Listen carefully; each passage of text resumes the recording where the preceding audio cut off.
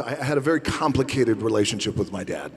And it was really, there was a foundation of tough love with my father. And wasn't a big I love you guy. He would beat my ass when I was 5 years old. There's a testosterone thing that just happens between sons and their fathers. And he wanted sympathy. And I said, if you want sympathy, go home to your mother and get it. He said, you are throwing it all away. It is the worst mistake you will ever make. And I wish I had someone who could just pull me aside and, hey, it's gonna be okay. It's gonna be okay.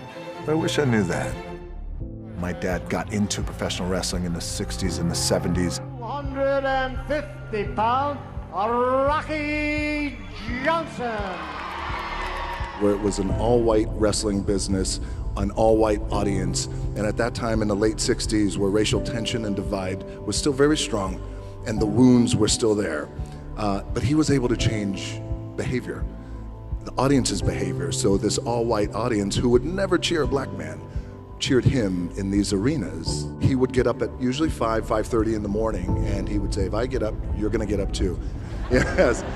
And I wouldn't work out, but he would just make sure that I was there and be with him, and that was our time that we could spend together. My dad always said too that regardless of what you do in life and where you go, respect is gonna be given when it's earned, and you have to go out and earn it every single day. The thing that has worked for me is to remember the hard times.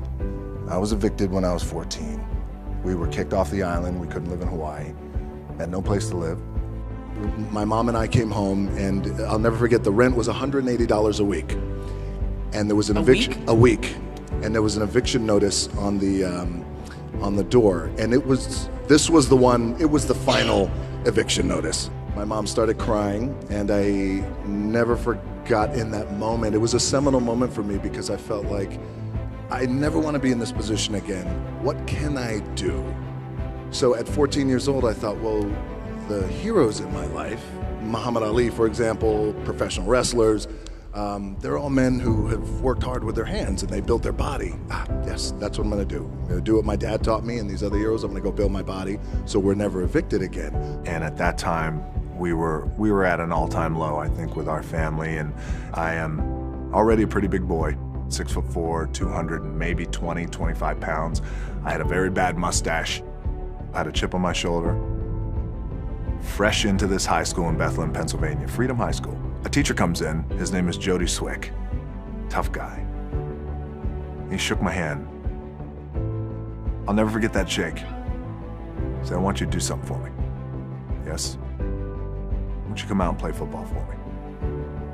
I said, okay. And I went out and I played football for Jody Speec, and he was our head football coach, and he became a father figure to me and a mentor. I fell in love with the game of football, and I started getting recruited from every college across the country. My thought process started to change. That's when I started thinking about goals and what I wanted to accomplish. My goal was to play in the NFL. Again, because we didn't have a lot of money, so I wanted to be the first one to buy my parents a house, and the dream didn't come true. I didn't get drafted. I didn't get any offers, nothing. I had to work up in Canada at the Canadian Football League. When I was cut from there, my dad had to come pick me up. And I'll never forget, we were on I-75. He lived in Tampa, came to Miami, got in his pickup truck. We drove up I-75. And I'm 23 years old. I am forced to move back in with my parents. He got sassy with me one time. It was about 1.5 miles from home. And he wanted sympathy, and it was pouring down rain. And I said, if you want sympathy, go home to your mother and get it. And I wish I had someone at that time who could just pull me aside and, hey, it's gonna be okay. After about a month and a half of staying in that little apartment and cleaning, I got a phone call from the head coach of the team who cut me, the head coach of the Calgary Stampeders. He called me and he said, hey, I know we cut you, but I'd like you to come back. I said, okay, I appreciate that, coach. Thank you very much. I'll think about it. He said, okay, great. I hung up the phone, and my dad said, you're gonna do it, right? I said, no, I don't think so. And he goes, what? I said, my gut tells me I'm done. He said, what are you gonna do? I took a deep breath, I said, I'd like to get into the business. He said, what business? I said, the wrestling business. He said, you are throwing it all away. It is the worst mistake you will ever make. He said, you're ruining your career. At that time, we were living in a small apartment in Tampa, Florida, and he said, look around. This is what I have. I don't have anything. And I don't want that for you. He said, maybe I'll be no good. But I feel like in my heart I have to do this. Oh, you get goosebumps listening to this crowd. I was the hottest heel in the company. And things were on fire. Correct me if I have any of this wrong. You bought your mom a house for Christmas. I did. 12/18.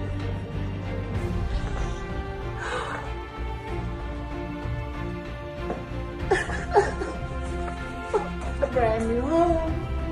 Have you gone, Tom? Just so cool to buy her a house And you bought your dad a house too. I did. I bought my old man a house too. So that's the greatest thing ever, right? To buy your parents a house. Yes. Right. Yeah.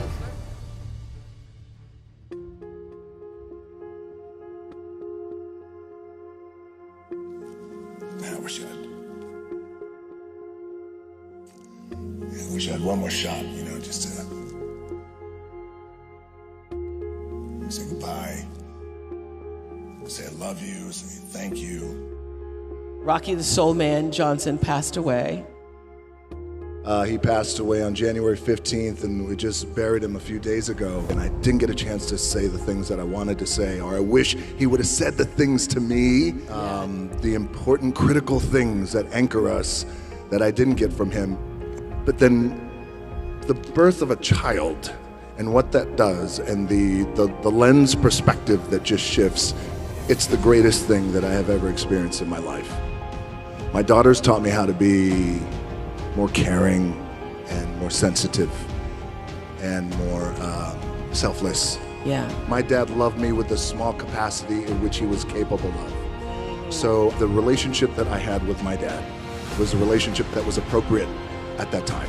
My dad was on his own when he was 13 years old, homeless and in the streets. It just gives me a real perspective now that I'm older and a dad myself on the tough love that I got. So because for years, and I know a lot of my friends, a lot of guys out there's a testosterone thing that just happens between sons and their fathers.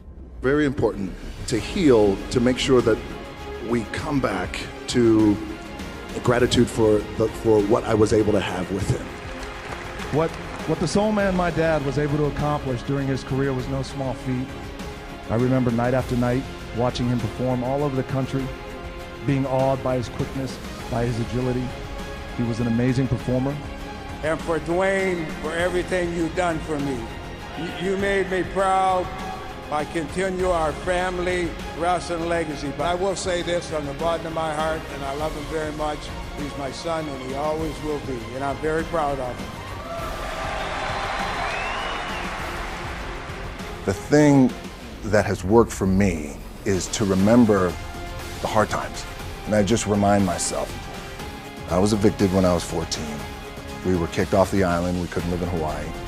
Had no place to live. I would remember that, and it allows me then to be present in the moment and understand, holy shit, the stuff I have around me right now, this is the shit that I dreamed of when I was a kid.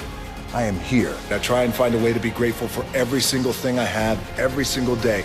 Wins, losses, loved ones, you name it. My life wasn't always this way. It was much different many moons ago. So these days I'm grateful to the bone for everything. The other thing is hunger. You always hear people say, well, it's about being number one, about being at the top. Or how about this? You're always going to find somebody out there who's going to work harder. Well, I don't know that. That might be bullshit, but I know no one is going to be hungrier than I am. It's one thing to be hungry. It's another thing when you're starving for greatness and starving for success. And I love that because it immediately clicked. It's in my DNA. I know what it's like to operate every single day, regardless of the success that I've been a lucky son of a bitch to achieve. I operate every day as if I'm starving. If you're going through some hard times, you got to hold on to that fundamental quality of faith and hard work, because on the other side of those hard times is something better, is a better life.